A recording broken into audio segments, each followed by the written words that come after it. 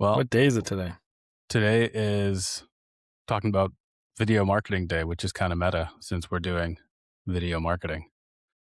Yeah, and we say it every time, but if you're not on the YouTube channel, join the 21 other people, subscribe over at 25 now. 25. youtube.com/at coworking marketing. Well, that's cool. 25 people. Nice. 25 coming up in the world. Yeah. This is video marketing fame at its finest, my friend. So do you think we would have that many people if we were an audio only podcast? So we do have an audio podcast. I think most of our listenership is in the audio form. There's over 140 people on LinkedIn now following us along, which is presumably due to the cliffs that you so thoughtfully craft and put together. So there is a case for video, and I think we want to talk about not how we're necessarily using video here, but we believe in it a lot actually, Quite a lot. to the point where we're going to be doing more and more video stuff together. But yeah, so we believe in it. And for co-working space, how can they leverage video going forward? What are the ways that co-working operators are using it? We'll talk about a few examples because frankly, we live in a video first world. I think you would agree. Yeah, I would definitely agree. And I think it's becoming more and more consumable. Before we hit record on this, you were talking about like, how often are you going and just reading an article? Yeah. People are I don't consuming even know if I content. know how to read anymore. No, I use my fingers to scan along. I prefer a pop-up book when available. I just read the headlines and then I assume I know everything that's within the content from that. Yeah, I like to read the headline and then the subheads all the way through, and I just derive what I think is appropriate from that. And it has served me terribly up until now. It's funny, we make a joke, but there was a time, I think maybe a couple of years ago, where Twitter at the time was, when you wanted to retweet an article you actually hadn't clicked on and read, it would stop you and be like, hey, are you sure you want to retweet this? Like, make sure you have read the content. Because what was happening is there was just so many people resharing stuff they actually didn't read. And then it was this case where who knows what is being shared and sent around. And so, while we joke, there's just a huge movement towards people consuming more video and audio because frankly, we're busy. We're expending our mind on the work we do every day, operating our business, operating your co-working space. And the time you have to actually sit and consume and read content, unless you're very interested in it, and even then, if you have the time, that's one thing. The mental capacity is challenging, right? I find my mind is burned out by the end of the day after talking all day. And so my time to really sit and think and read dense content that, even if it's important, my brain power is just not quite as strong. And I think our brains are designed to shut off calorically when we're, doing things that are, where the juice may not be worth the squeeze, but what book is that? There's a book that you told me to read a long time ago where he talks about the actual physiology behind the way your brain burns calories, to operate. I don't know where I read it, but I did read it.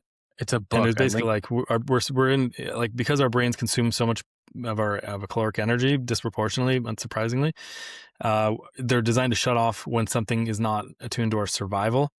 And so if you're creating something that's not hyper survival oriented, meaning like it's not directly related to making money or building relationships or whatever the thing is, then we have to work harder, to keep people's attention. So yeah, and also that also pertained to like the content you're putting out in terms of like when it was blog content back when I was talking more about blog content, it was a lot of that. Like if something looks really dense and long and intense, our brains, because of that physiological response, are actually programmed to be like, I don't think this is worth the expenditure of calories from a survival instinct perspective. So if your content sucks, your brain is, your fight or flight maybe is kicking in and telling you to avoid it, preserve calories for more important things. I mean, it may have come from this book, Nobody Wants to Read Your SHIT by Stephen Pressfield. It may have come from that, but the principle still stands, is that if, when you're putting anything out there, it has to grab people, or else we're in this world where we're skimming at a million miles an hour through, short-term content and videos. And it's tough. It's tough out there. So how do we use video to get people's attention, to give them a richer experience of your product, your services, your business, such that they don't need to read all the minutiae on your website, that they can at least take a first pass by consuming video content in whatever form, whether it's on social media and on your website. We'll talk about all the things, but what are those ways that we can do that? Because it is having a huge effect. And because you're a physical business as a co-working operator, video is the best way to bring people in. It's like, I take a lot of pictures of my family, my kids, and photos are great. But what I love looking at and what my kids love looking at more are videos of them when they were younger. And so there's just something different about video that brings a more high fidelity experience and gives you a richer experience of what the thing is. So if you're trying to merchandise your product, your location, your business, doing so with video really gives people, if a picture's worth 1,000 words, what is a video at 24 frames per second? 24,000 words per second in your face. You get a lot of information that way. So I think we're gonna uncover how we can use video to give people that better experience.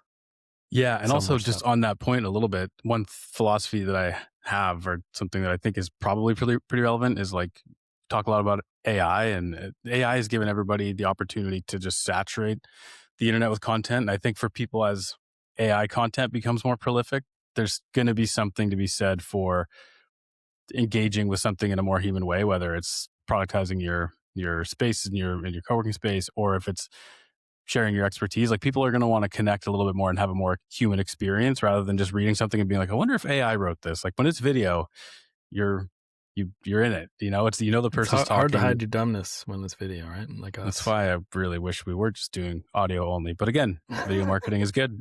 So that's what we're talking about today. But yeah, so like with this, I know we have want to keep this one a little tight.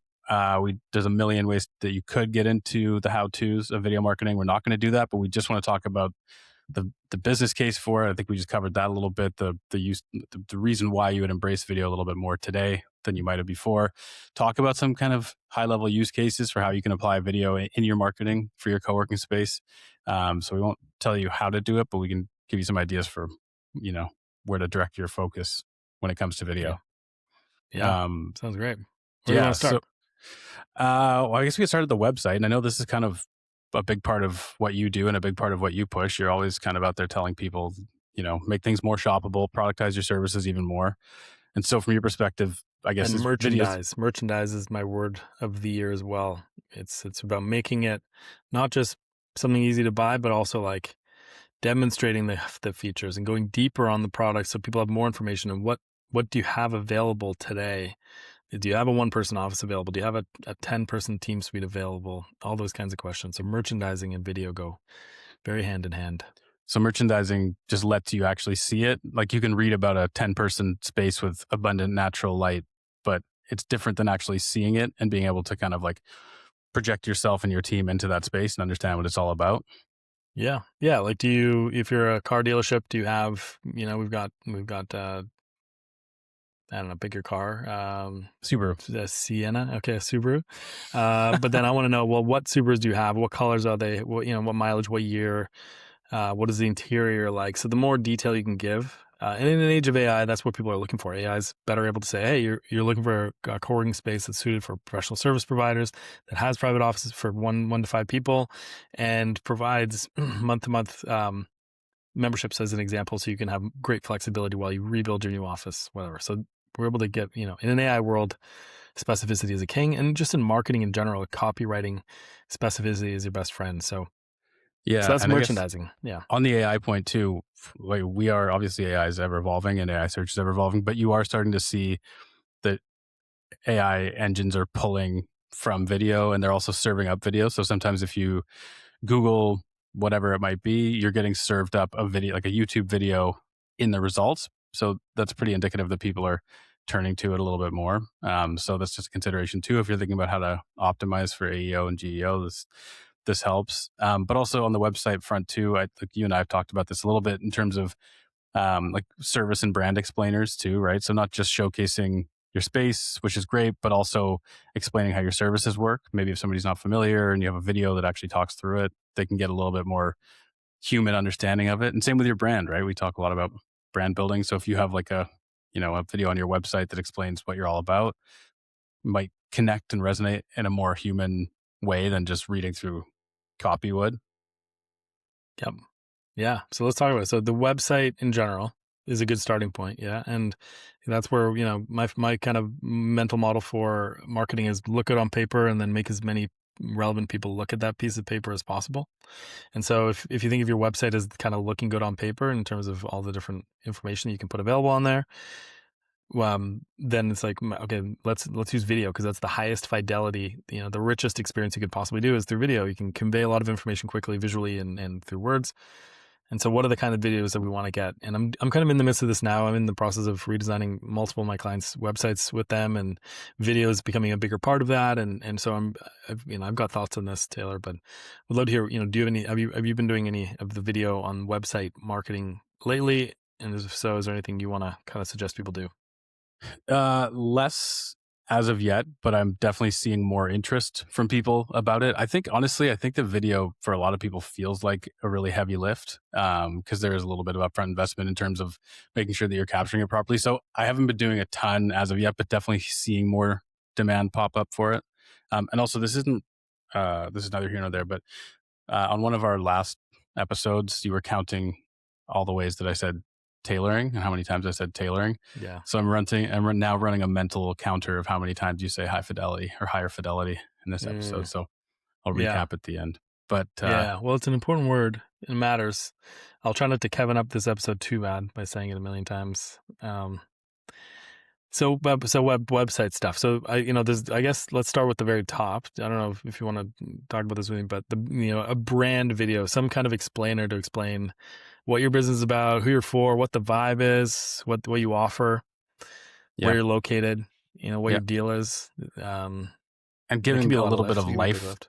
giving a little bit of life to your space, right? Like written communication and photos can only communicate so much. Whereas if you're actually hearing from the people who are running it, hearing from the people who are kind of running the show day to day, getting a view of what that actually looks like in practice, that all communicates your brand. Your brand isn't necessarily just, what you explain yourself as. It's also the feeling that people get when they see it and experience it. And I think to that end, video is a great way to showcase that in a way that you can type as many words as you want, but until people see it and hear it and feel it, it's not necessarily quite as impactful.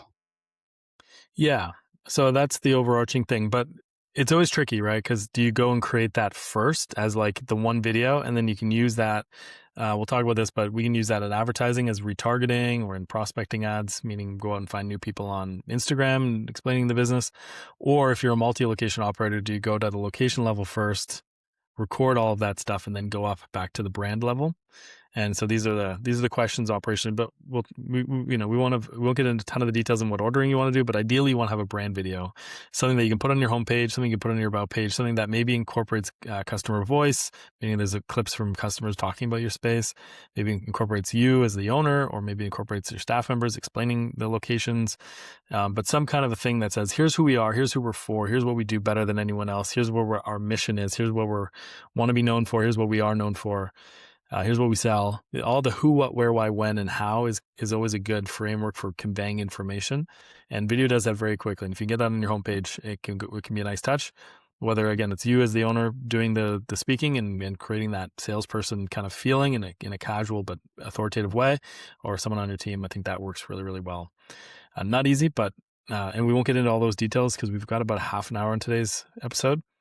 Keeping it But short. is there any specifics you want to include, Taylor, on what else to include in those videos?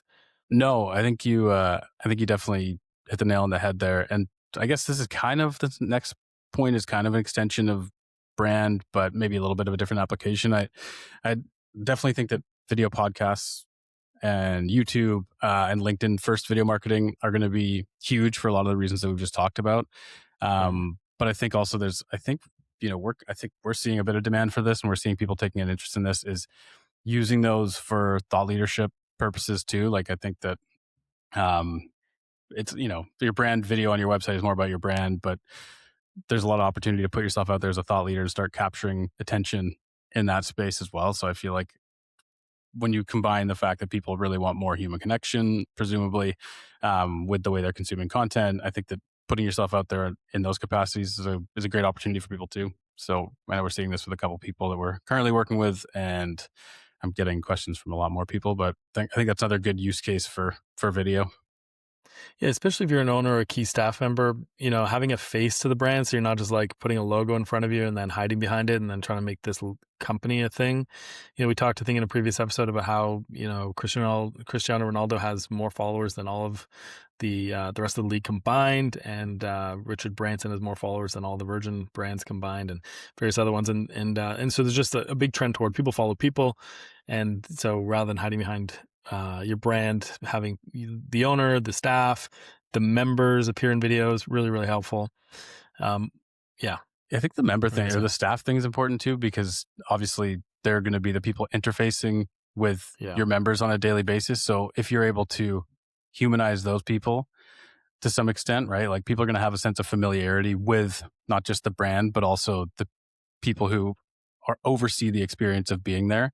Yeah. So putting them out there is a great thing to do. Somebody's going to walk into that space for a tour or whatever it might be, and they're going to be like, well, yeah, I've already seen your face. I've heard your voice. I've seen your face. I've heard you talk.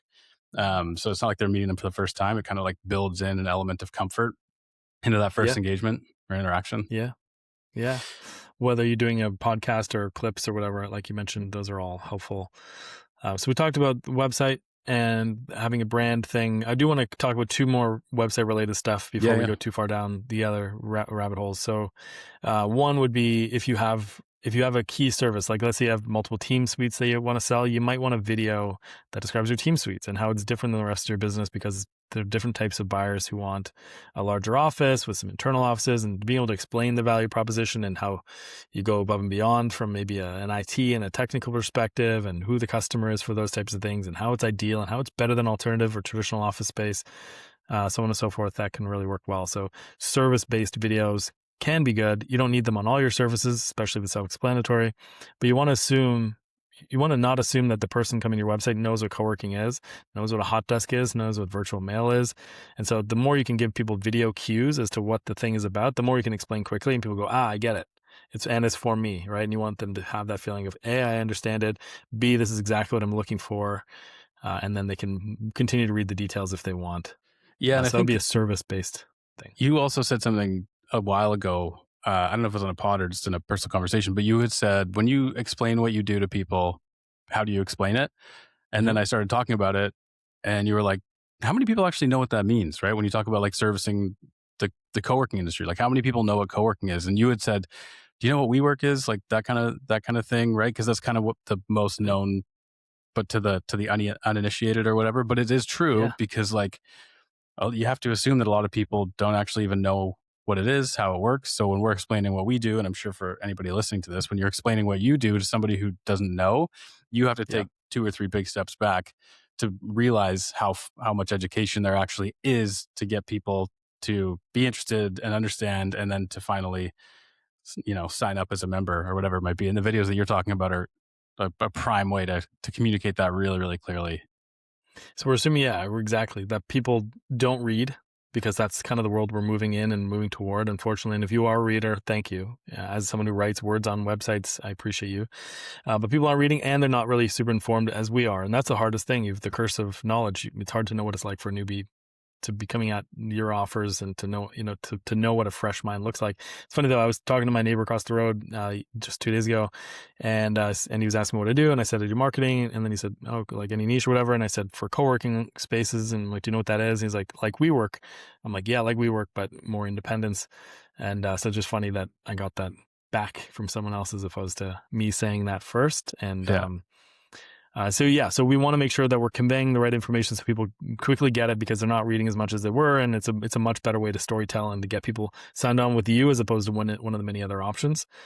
So we've talked about service or a brand explainer video overarching. We've talked about a service specific, I guess a service specific offering, and then also a location specific. And this is where you can either do like a high polished overview on the location, or you can do, one of my preferences is literally get an iPhone and a little lapel mic and do a tour video where at the beginning you say, hey, I'm Michael, I'm Kevin, I'm John, I'm Mary.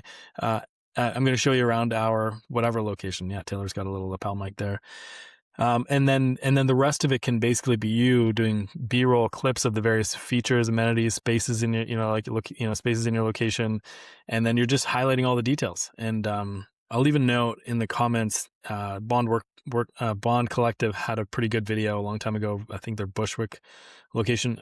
I could be wrong, but a good example of like it wasn't like professionally shot. It was someone with an iPhone and a lapel mic, but it was a good job of demonstrating the space in a higher fidelity way, Taylor, than photos would allow. So photos were great, professional photos, but a video brings a space to life in a way that photos just can't, even though that video quality may be lower than the quality of the professional photo shoot that happened first. So we'll leave that as an example for you. And those again work really well as organic social, website content, and then ads as well. On this note too, just before I forget, I do have kind of like a templated shot list for video content that you can capture. Like I think it's broken down to weekly and monthly things to capture. It's not so much, I mean, it does encompass how to shoot your space and do these videos that we're talking about, but it also talks about how to capture content for your co-working space on an ongoing basis in terms of, for your socials and your blog and your YouTube or whatever else you're doing. So I can add that actually as a resource for anyone who wants to download it. And I'll see if I get this right. It'll be at coworking.marketing/resources. Did it. Nailed it. That's where to go. Yeah. But just if it helps anybody kind of wrap their head around, like, what should I be capturing? Why should I be capturing it? How should I do it? That kind of idea, like what makes it good or better than other video. I think there's a couple just like instructions for, aspect ratios and stuff in there. So I'll put that up there. Awesome. We should do a whole photography video podcast at some point as well. Yeah. Because I've got one of those for photography that I can share a little bit about as well. And you love photography on a profound level. I do. Big camera guy. No, on a hobbyist level. You can call it profound, man. Hobby. You're allowed to love what you love, I mean, yeah, I don't know if I love it profoundly, but I have an expensive photography hobby. Anyways, on to the next topic. In case my wife's listening to this, she wonders how much I spend on camera equipment every month, and it's a write-off. That's all I gotta say. Okay, so or something. So the next one here is this kind of it's big in what I do for clients in the co-working industry, and this podcast is also a perfect example of this. So I like to call this asset zero. So we talk about how people are they're reading less content, but that doesn't mean they're not reading it.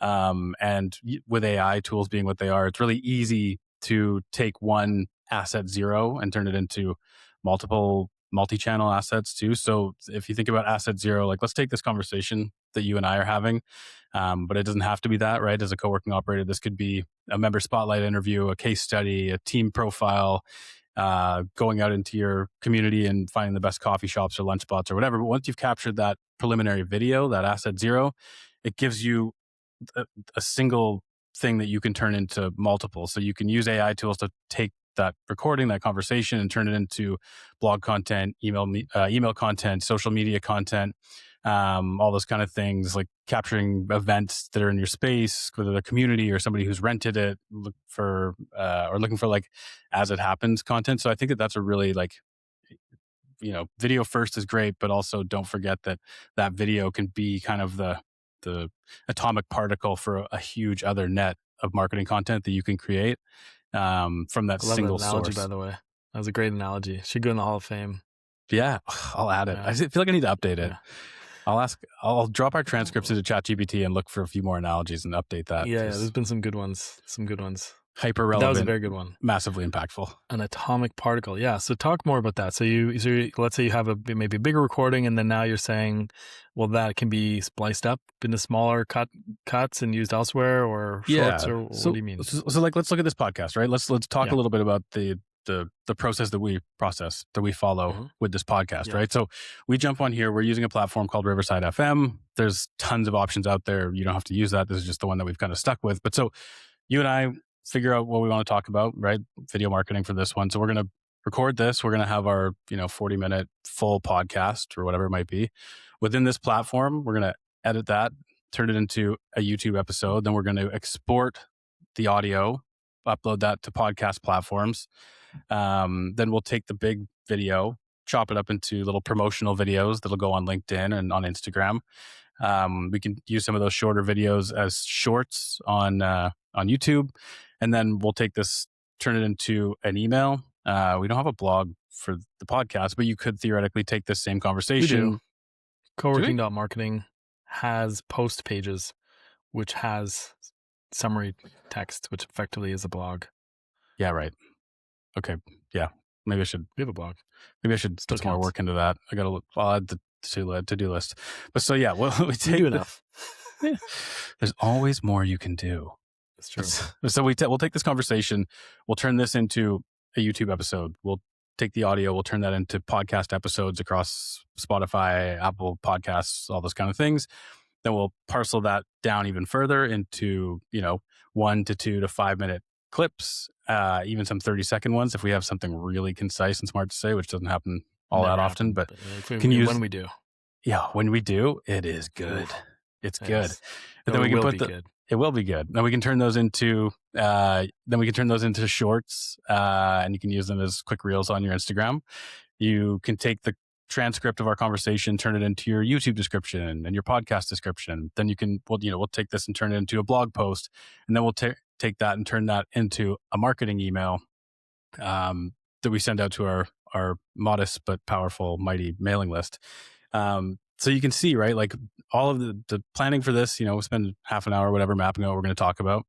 We spend 40 minutes talking about it, and then we use AI augmented systems to turn this one episode into 6 or 8 or 10 multi-channel platforms so that we're, putting the podcast out there to anyone wherever they might have an opportunity to bump into us, which is I've stolen from you, just broadening the surface area of your business. So if you're capturing any kind of video content, don't let it just be the video. Take that and parcel it out into as many platforms as possible, because it's a great asset zero. I love that. Yeah. And when you broaden your surface area, people are more likely to run into you. It creates the broader your surface area, the more gravity you have. So gravity is pulling people toward you, to use more analogies, bringing people in.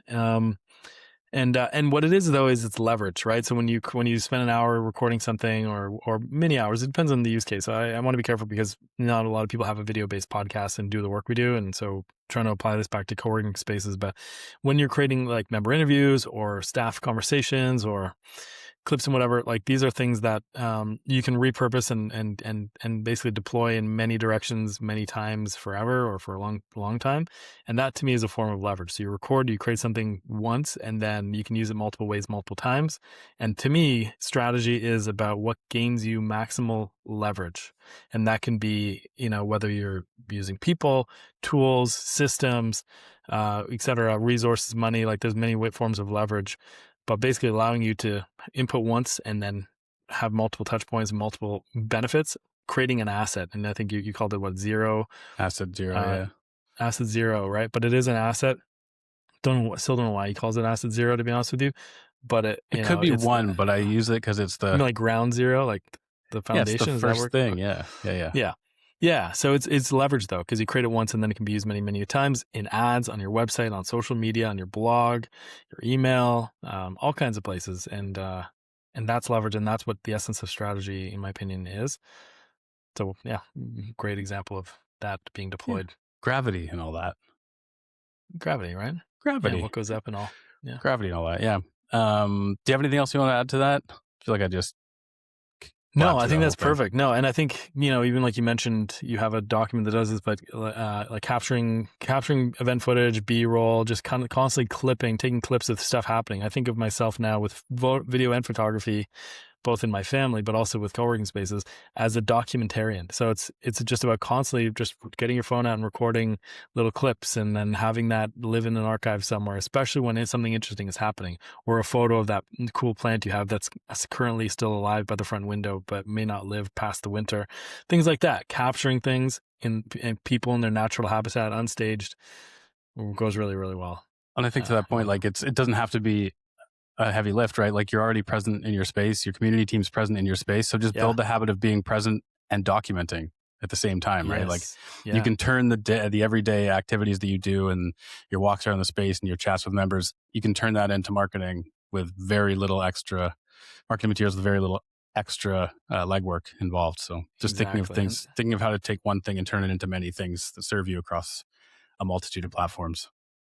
Yeah, I mean, and this idea of assets in general has been kind of my mindset for the last maybe 2 or 3 years. So how do you create something once that can generate results for you over long periods of time? So that what could be a brand, visual identity, that could be a website, that could be video, that could be blog content that lives on your website, that can be, anything. But like, how do you brochures, like anything that you can create once that's going to work for you for long in the future? That's the goal. Is not to just create ephemeral social media content that pops up and then goes away forever, but to think in terms of how do I create something that for like photography and otherwise that I can use over and over again that's going to generate a result for me.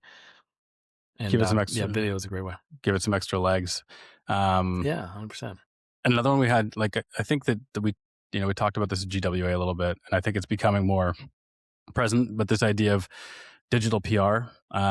So, this, we were talking about it in terms of AI search and things like that, but digital PR and PR in general, it's starting to see a bit of a resurgence these days based on a number of factors, one of which being how AI is turning to reputation in some capacity to determine what results it serves up to people. So I think the video factors into this just as kind of an extension of, creating authority, right? Like when we're talking about podcasts and YouTube and LinkedIn video or LinkedIn first video marketing and thought leadership and brand and extending your brand as far and wide as you can. I think that just helps create authority. It helps signal, to the robots that this is a credible source and something worth serving up. And that's only one facet. Digital PR is a whole other can of worms. Well, yeah, let's talk a little bit about digital PR because I don't know if everyone's fully aware of what that means. And I think you're also talking about reputation management. Yeah. And then this digital PR can also be, outreaching to media companies or digital media, platforms and whatever else. Yeah. But why don't you give me a quick primer on what do you mean by digital PR? So digital PR is basically just how you're showing up, not just on your own platforms, but also how you're showing up on other people's platforms. So digital PR, we could probably do a whole episode on this too, but traditional PR is kind of blended with the digital PR, but it's basically like, where are you featured elsewhere? Do you have people linking back to your website? Are you featured in other places? Is your space featured in other places? That could be pitching media about news or initiatives in your co-working space so that you're getting featured on somebody else's website. And it's also kind of reputation management and brand building, just in terms of, controlling the narrative of what you're putting out there, being the authority tied to your space. So if you're out there sharing expertise, it helps build up your reputation, shows that you're credible. So it's multifaceted. It's brand. It's kind brand. of also meshing in brand a bit with that. Yeah, would that be fair? Yeah, absolutely. Okay. So that's a big topic that we could tackle in full at another time. But I just think that having video out there and doing using video first thought leadership and things like that is just a great way to contribute to that by building some authority that signals to the bots and to everybody else that who you are. Yeah, and also when you think about AI bots, many of them are probabilistic engines, and so they're relying on content and signals from social media, from people talking about you on social media, from you publishing on social media, from videos, from articles, from basically anywhere they can source materials from. And so you want to give our AI bot overlords as much of the specific type of content. I think we did talk about this at the GWA panel we were on, where it's good positioning up front, like who are you for, what are you selling, who are you for, that kind of thing, and getting that in your messaging and conveying that through your content is going to tell the same story over and over again and contribute to this AI probabilistic, because that's what it is generative content based on probabilistic. It's basically fancy autocorrect. It's not fancy autocorrect. I'm just trying to boil down a concept for you. But giving it, intel from your members, what they're saying, and what you're positioning, what you're messaging and saying, these are all things that are going to contribute to the overall feedback you're going to get from AI in search and whatnot that we're in. Yeah, it's really just a matter of being in all the places that AI is looking in the right ways with the right information and the most accurate information, so that it's not skipping you or making things up about you too, which and if it you don't loves have to enough, exactly. And if you don't have enough materials for them to consume and then to regurgitate, where are they going to get it from? They're not. You're going to be ignored, right? Well, AI likes to hallucinate and make things up. So I've seen it pull completely. Well, so do we. I mean, in fairness, but yeah, different hallucinations. But it does like to make things up about you. Like if it doesn't know, I've seen it convey completely inaccurate information just because the accurate information just wasn't available. Exactly. In the right and so places. We never want to leave it up to them to hallucinate. We want to provide as much context as we can. Because to your point, I've even said, are you sure I've even asked it about me before and what it knows about me, my ideas and stuff. It would tell me stuff. And then at first it was kind of in a similar vein. And then it started saying stuff. I'm like, that sounds smart, but that definitely was not something I said. And I would test it on and be like, oh, well, that's not necessarily what Kevin said, but it would be in the spirit of things he's talked about. I'm like, okay, So I wonder if it could make me sound smarter. Maybe I should just look at what AI says about me and pull some intelligent things to say from there. You could definitely do worse than ask AI what to say. That's for sure. Reverse engineer.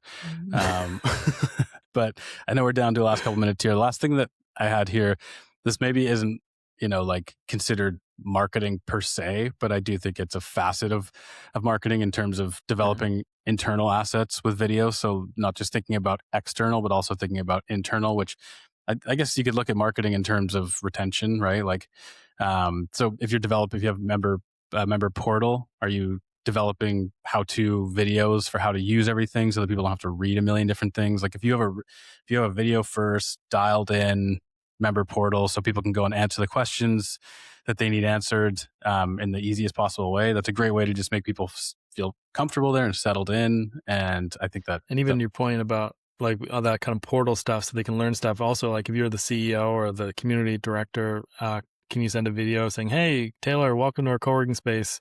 So excited to have you as a member."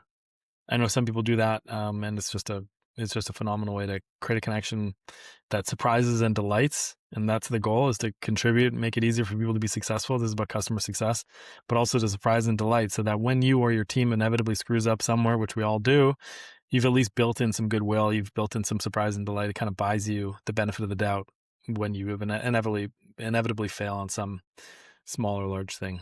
Yeah, absolutely. And to kind of an extension of that too, this is my last point that I'll blab through here, but internal resources as well in terms of like team onboarding and brand guideline materials. Like if you think about your community team and the people who work for your co-working space, their first line of interaction in some cases with people, they're also really great advocates for your space. But because of that, you want to make sure that they're really, really educated about the brand and what it's all about. So having video that's easier to consume, whether it's from you or from whoever it might be, who's a voice of authority, who can really convey that clearly through video rather than making them read a million different things. You can just use video to bolster that kind of new team onboarding or brand, brand onboarding sort of approach to make sure that they're able to act as great advocates for you, even if it's not direct marketing.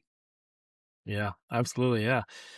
Yeah, I mean, it's just a richer way to convey information. So anywhere where you're doing communication, whether it's internal to members, to staff, or external to prospects or to partners, using video is a richer way to convey. I'm trying to avoid using higher fidelity to convey information that you want.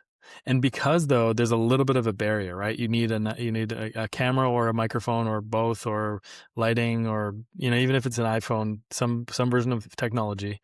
And we all feel slightly insecure getting on video, and there is a technical skill to video, so a lot of people won't do it, and therefore that is your advantage, is finding people capable to help you with video, as an example, is critical in the day and age. Think again, how much time do you spend consuming video on the internet now, as opposed to 5 or 10 years ago? And I was saying this actually before I left my corporate job back in 2014. I remember distinctly saying to my bosses at the time, video is the future of marketing. And so it just kind of dawned on me when we've been having video conversations lately, and are going to be helping people with video more and more in the future, potentially, and in actuality. So we're big fans of that, but it kind of came full circle. I'm like, video is even more relevant than I even expected a decade ago when I was saying this to someone. And so I'm really bullish about it, really excited about it. And I think it's those that are using it are seeing better performance with ads. So on Meta as well as Google, when you're retargeting with people with video, especially people who have different assets on a service, a location, or a brand / overarching level, are getting better conversion rates, better return to website, better return to completing the conversion that they we wanted them to. And so overall, they're better performing ads, and then they are creating better performing websites as well, because people are getting the information they need and are feeling something. We forget, as logical marketers like I am, the goal is to create a feeling, not just to inform, but to have people feel something. And so your video is your opportunity to create a richer feeling.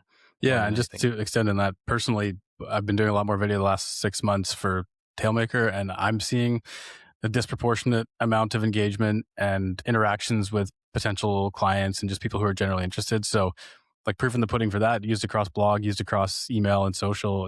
I've seen it have a huge, as you like to say, disproportionate results maybe for the input required. It's not easy, but it delivers, and it's not as hard as you might think it is. Yeah, and that's leverage. And you're a perfect example of someone who doesn't have to be good at video to get disproportionate results from video. I'm only kidding. You're great at video. But like, Some days. but so that was 100% a joke. But at the same time, though, like you don't have to be great at video for it to be effective, right? An iPhone and some little lapel mic or no lapel mic, as long as you can hear the video, is great and can have excellent results, right? So like starting anywhere, even with an iPhone and filming someone walking around your space and doing some light editing can work wonders for you. So as much as I was having a joke at Taylor's expense, as I love to do, it's a reminder to us though that we can all put out something that maybe isn't the best version of the thing we can do, but then we can build on that and replace and create it. You're never gonna come out with the perfect Oscar-winning video to begin with. That's not the goal. Yeah. You'll get results with any form of video.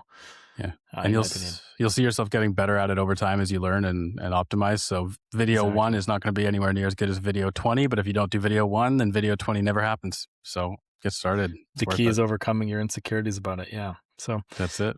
Taylor, this is all the time we have for today, but where can we send people so that they can consume more of our video or other content? Don't make me do this again. Coworking.marketing on all your favorite podcast platforms. And if you're not watching this on YouTube, if you're listening to this, you can watch at Coworking. Nope. You can watch, damn it, that's so close. You can watch at youtube.com/@coworking marketing. And if you want to get that shot list template that I was mentioning to you, head to coworking.marketing/resources and you can download it there. That's pretty good. Somewhere in there. And there'll be links around this audio or video. So if none of that made sense, just check for the links. Just tell me. Thanks for listening. Tell me I did a good job on that. Just tell me. You did you know what? You did a job. The point is, it doesn't have to be perfect. It doesn't have to be perfect. It just has to be good enough. Always a pleasure. Never a chore. I'll let you go. Thanks everyone for listening. Thanks, Gab. Talk to you later. Bye.